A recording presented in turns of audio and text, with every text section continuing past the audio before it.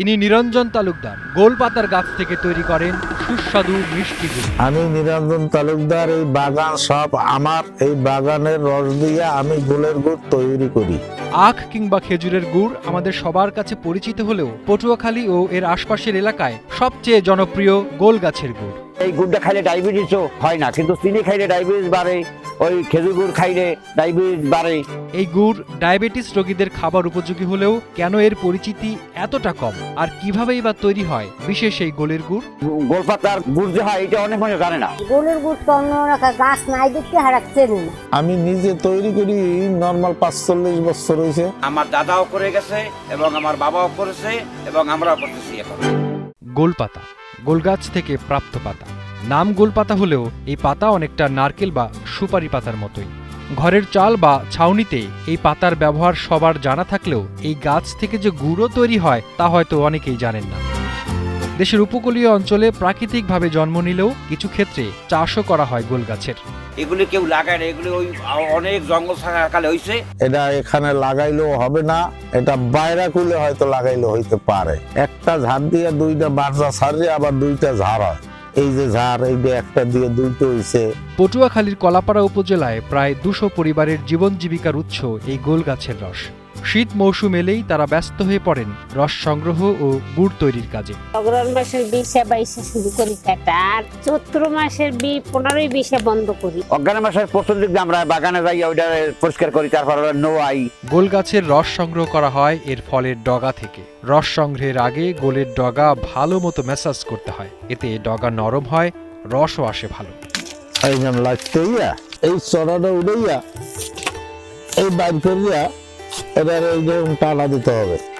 এই এখন এটা এই জায়গায় কাটতে ফেলাইলাম। এই তারপরে গাছ কাটা দা দিয়ে এটা কাটতে থাকবো। কয়েকদিন কাটলি রস আসে, আসলে পরে আমরা আড়ি দিয়ে রসটা ধরি। গাছ থেকে দিনে 2 বার সংগ্রহ করা হয় রস।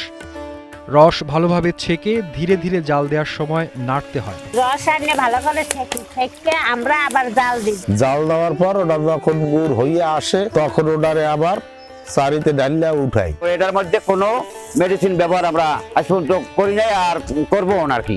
খেজুরের রসের তুলনায় এই রসের ঘনত্ব কিছুটা বেশি। এই কলসটার 8 কলস যদি আমি রস জাল দিই তাহলে 1 কলস মিটে হবে, আর এইটা যদি 16 কলস যদি আমি খেজুর গাছের রস জাল দিই তাহলে 16 কলসে 1 কলস হবে। প্রায় 4 ঘন্টা জাল দেওয়ার পর প্রাপ্ত গুড় স্বাদে গন্ধে হয় অতুলনীয়।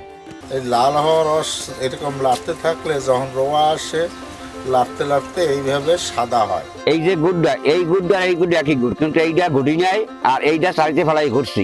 ঘোরার পর যখন রোয়া শক্ত হইবে তখন ওই বাড়াই বড়ি। নোনাপাড়ির গাছ হওয়ায় এই গুড় কিছুটা নোনতা।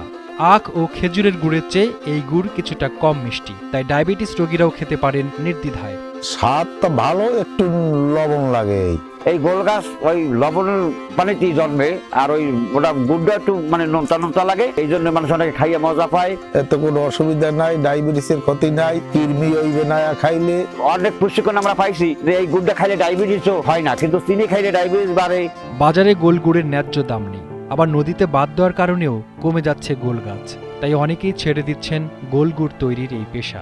এটা খুব ভালো জিনিস, কিন্তু এটা আমরা যে ভালো মজুরি পাই না। তারা এই গুড় মাত্র 100 টাকা কেজিতে বিক্রি করলেও অনলাইনে তা বিক্রি হয় 200 থেকে 250 টাকা কেজিতে। এত প্রতিবন্ধকতার পরেও এই গুড় পটুয়াখালীর গর্ব। পটুয়াখালীর গর্ব গোলের গুড়।